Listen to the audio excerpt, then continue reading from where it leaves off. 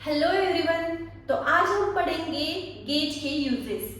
GET gate, ये बहुत अलग अलग तरीके से हम यूज कर सकते हैं। The phrase get can be used in various context and expression. So let's start. तो देखेंगे पहला भी गेट गोइंग। सो गेट गोइंग का मीनिंग क्या होता है?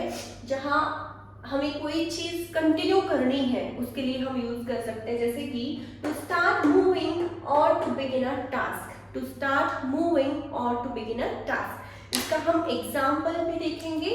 जैसे we should get going if we want to reach the park before sunset. हमें अगर सनसेट के पहले पार्क पहुंचना है तो हमें चलते रहना चाहिए या फिर कंटिन्यू रहना चाहिए। ओके, जैसे कोई रुकता है बीच में तो हम बोलते हैं कि अगर हमें पहुंचना है सनसेट के पहले तो हमें कंटिन्यू चलना चाहिए। ओके, सो इसका मीनिंग होता है, इसको हम कहेंगे get going. Okay, so next है गेट टुगेदर। ये तो जनरली सबको पता ही होता है।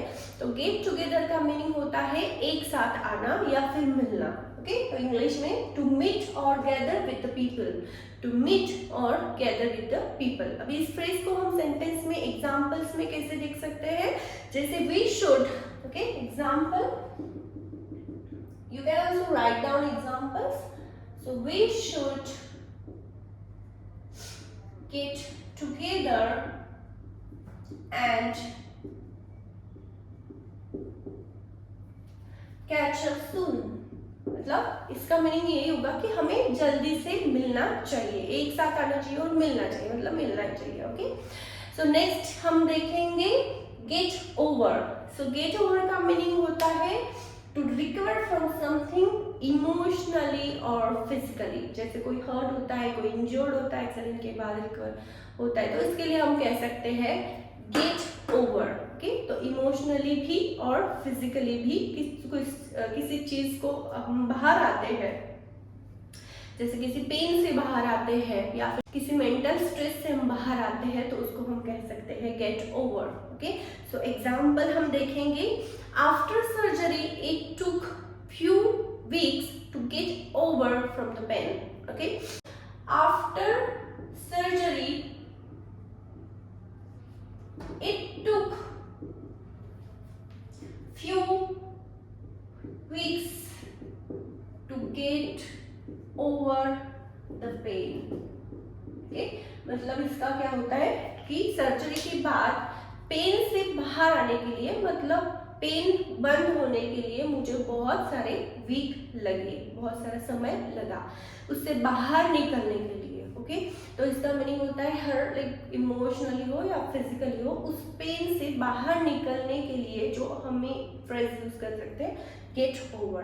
ओके, सो नेक्स्ट फ्रेज हम देखेंगे get rid of. So get rid of का भी शायद बहुत सारे लोगों को पता होता है, फिर भी हम इसमें देख लेंगे। So get rid of means to eliminate or dispose of something। Okay, to eliminate or dispose of something। eliminate मतलब निकाल देना, okay, बाहर कर देना, या फिर dispose of मतलब उसको समाप्त कर देना। तो इस तरह से अभी इसका ही एग्जाम्पल देखेंगे। तो इसका एग्जाम्पल होगा, she decided to get rid of her bad habit of procrastinating। okay, she decided to get rid of her bad habit of procrastinating। मतलब इसका होता है कि उसकी बुरी आदत से उसने बाहर निकलने का या फिर उसको खत्म करने का उसने सोचा है, डिसाइड किया है। Okay, she decided to get rid of her bad habit of procrastinating। तो ये एग्जाम्पल भी हम देखेंगे। Example, she decided to get rid of her bad habit of okay, तो उसने उसके बैड हैबिट से बाहर निकलने का डिसाइड किया है, उसको खत्म करने का डिसाइड किया है। ओके, उसके बाद हम देखेंगे फ्रेज गेट बाय। तो गेट बाय का मीनिंग होता है टू मैनेज और survive specially in difficult circumstances. Okay, तो मतलब बहुत मुश्किल समय या फिर सर्कमस्टेंसेस है, उससे हमें मैनेज कैसे करना है, सरवाइव कैसे करना है, इसके लिए हम यूज करते हैं get by. So get by का एग्जाम्पल हम देखेंगे, जैसे for example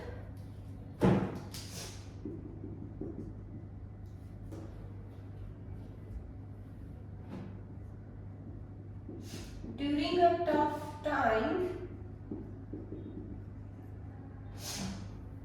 we learn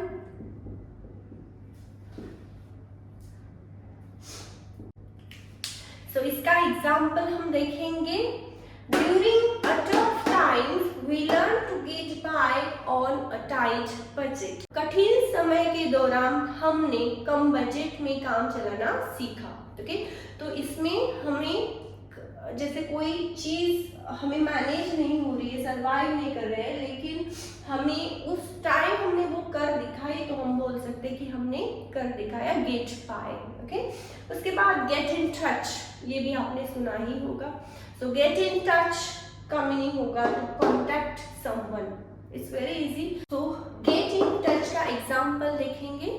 so let's get in touch for finalize the plans for the weekend. Okay, so हम इसका एग्जाम्पल देखेंगे। Example, let's get in touch for the finalize the plan for the weekend. Get in touch का example हम देखेंगे, to contact someone means like let's get in touch for the finalise our plans for the weekend. Okay, let's get in touch for the finalise our plans for the weekend. Okay, next हम देखेंगे get to know. Get to know का meaning होता है to become a familiar with someone or something. To become a familiar with someone or something, तो इसका भी हम example देखेंगे। सो गेट टू नो का एग्जाम्पल हम देखेंगे, while travelling we get to know different cultures and lifestyles. While travelling we get to know different cultures and lifestyle. Okay, example,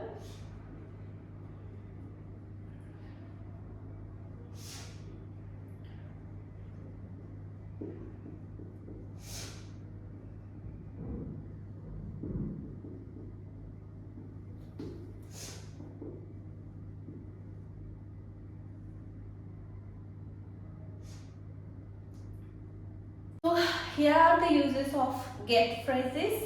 So write down some examples of your own and to practice at home. So thank you.